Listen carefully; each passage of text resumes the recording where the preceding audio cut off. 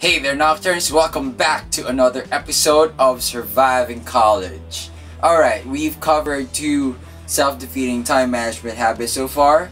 Planning daily, and instead of that, we should plan weekly, and managing your time, when instead, what we should be managing is our attention. For tonight, it's the hardest habit to break free from, but it would be worth all the trouble once you do. So stick around till the end so you'll find out what it is. Okay, habit number 3 that I've learned, or at least trying to outgrow consistently, is just go with the flow. We've been taught, I think as early as children, that we should socialize, we should get along with other people to the point that we have to compromise ourselves. We have to say yes to a party that we don't see the point in attending. Same applies to family reunions. Have you been that? Whether or not you have, you've been placed in situations where you had to set aside your priorities to accommodate others. Well, if you do that forever, there will come a point in time when you actually forget your own priorities. And where's your identity? And to forget who oneself is, that can lead to chaos and misbehavior. Because if you want to control yourself, you really need to develop self-awareness of your own goals, your wants, your needs, your desires. And the upbringing that you should forget all of them is just counterproductive. It's leading to bad behavior, to disorder. Instead of just going with the flow, going with whatever's trending, whatever most people think is good or easy, simply be intentional. Okay, last time we talked about, in the previous episode, the importance of managing your attention. And managing your attention requires intention.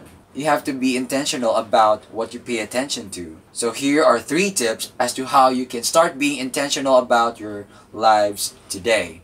So 1, stop apologizing for what you value. We still explain when there's even no need to.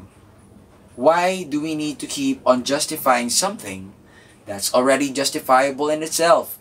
Value, everyone, is something that cannot be explained logically. It's what you value. That should be enough.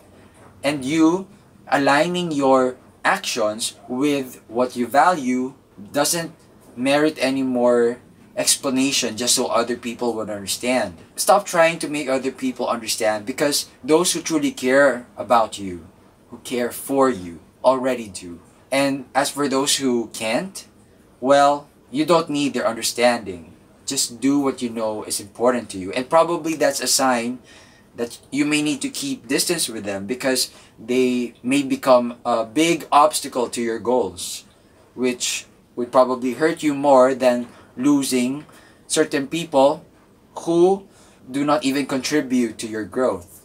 So stop apologizing, people. And number 2, establish routines. There are many non-negotiables in life.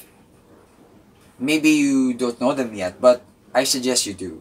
And once you identify what your non-negotiables in life are, set a particular date and time that you are willing to do them. And probably you can derive your routines from what you're already doing just by observing. Probably use organizing tools like OneNote or Excel, but I recommend OneNote so that you can make yourself consistently do something without fail. And then lastly, just say no. Nothing more added to that.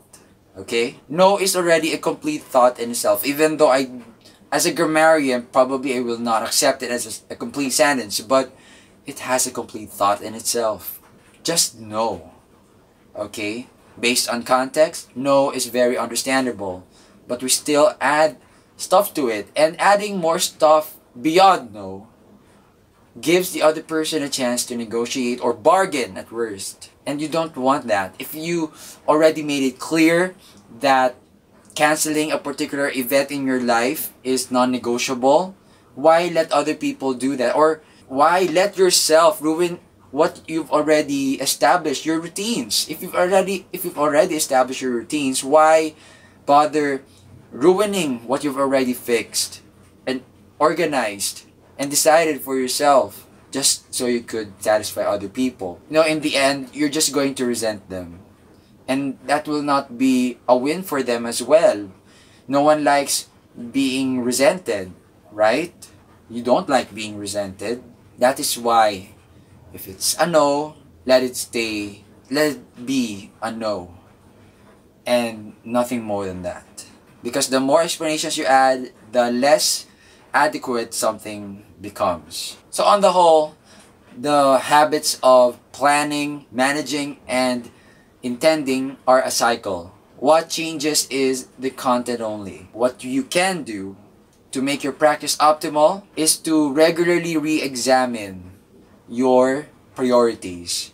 If the changes in priorities are of your own accord, then you're on the right track, because you're already showing yourself that you can manage your own life and you can decide for yourself. Even when others don't see the value of your priorities, well, you do. You're the boss. So proactively take control of your life, because no one else will do that. And controlling your life is not an act of selfishness. Rather, it's also serving the people around you. Because you are able to take care of yourself, then you make other people want to do the same for themselves as well. This is just about it of the time management series. I hope you picked up something nice and useful. If you found this video helpful, give it a thumbs up and share it with people whom you know are having a difficult relationship with time. So till the next episode, continue surviving in the dark.